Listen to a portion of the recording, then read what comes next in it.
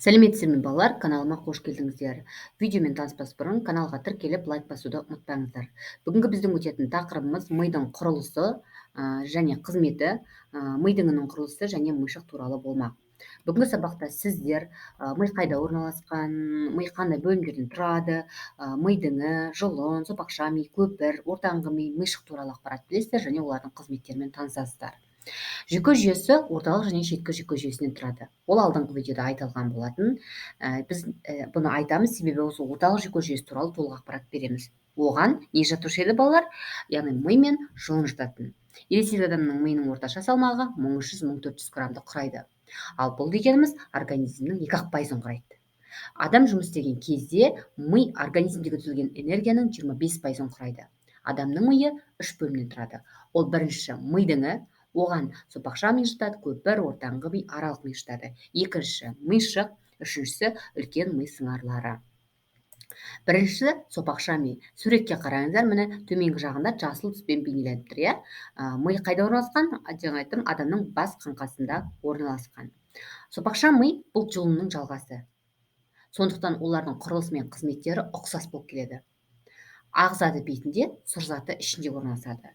Және өткізгіштік және рефлекстік қызметі бар. Жұлында да осындай қызметі болатын, естеріңізге түсіріңіздер. Сопақша мидың сұр затының ядросы арқылы көптеген рефлекстік доғалар өтеді. Ол біріншісі ас қорыту. Яғни бұл ас қорыту рефлексінде сору, жұту, ас қорыту бездерінің қызметі жүреді. Екіншісі қорғаныс қызметі, жөтелу, түшкіру, құсу және жүрек қан тамырлары, яғни жүректің қызметін реттейтін тамыр қозғалтқыш. Және де тыныс алу, ол тыныс қозғалысын реттейтін тыныс орталықтары сопақша мида орналасқан.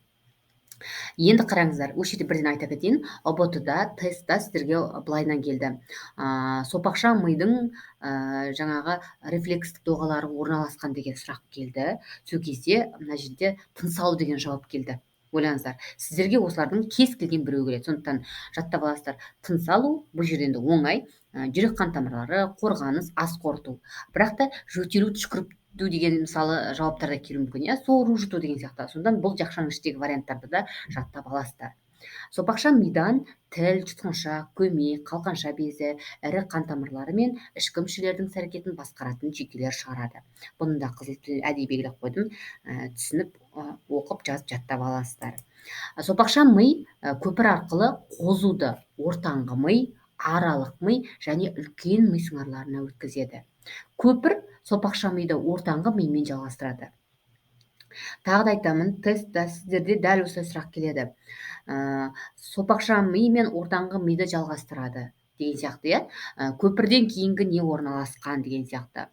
Сопақша ми мен жаңағы басқа бір ми бөлімін не жалғастырады деген өте көп осы сұрақтар келеді. Сондықтан осы жерге мән береміз. Яғни көпір сопақша миды ортаңғы мимен жалғастырады.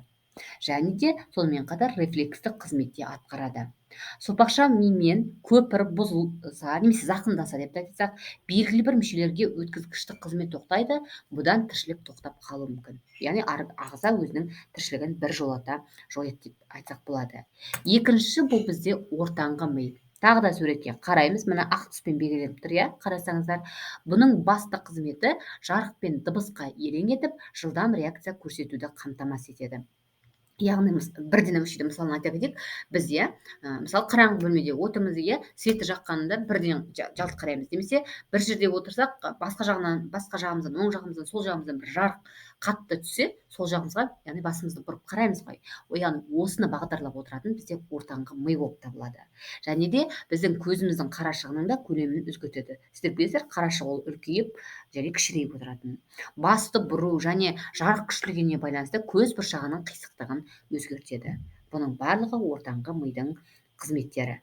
Осының жауапта тестта былай келеді, ортаңғы ми жауап береді, яғни жарық пен дыбысқа, көз қарашығының үлкеюіне, көлемін өзгертуіне деген сияқты тестта варианттар болады, осыларды белгілейсіздер.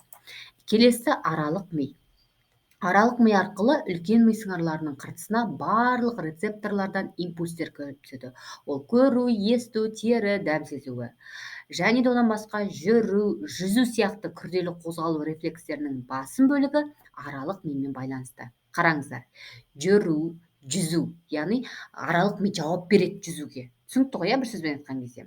Және де одан басқа зат алмасуды, су мен асты қабылдауды, тамақ ішу, иә, біздің күнделікті, және дене температурасының тұрақты болуын да реттейтін аралық ми. Өте оңай деп ойлаймын сіздерге түсініп оқуға, жаттауға, барлығына дәптеріңізге жазып алыңыздар. Соңғысы бұл бізде мышық. Қараймыз, мына жерде соң жағында болып тұр, иә, күрең фиолетовый сияқты түспен белгіленген, көк түспен белгіленген, осыған мән береміз. Мышық бұл өзара жалғасқан екі ми сыңарларынан құралған. Екеу. Оның бірі көлденең ойыстардан, жүргелерден және иірімдерден тұрады. Осы жүрге, иірім деген мышыққа ғана тән, басқаларында болмайды.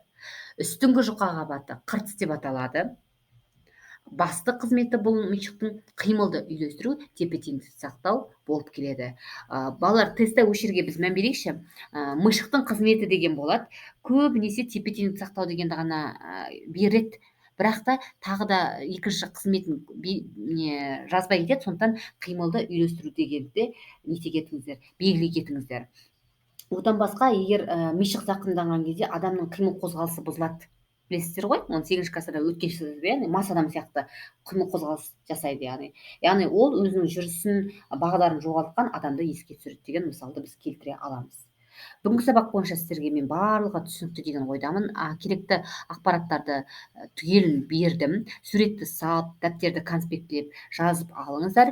Келесі сабақта біз сіздермен енді үлкен ми сыңарларының құрылысы туралы ақпарат беремін. Менімен бізге болыңыздар. Каналыма комментарий жазуды, ойларыңызбен бөлісуді ұмытпаңыздар. Сау болыңыздар.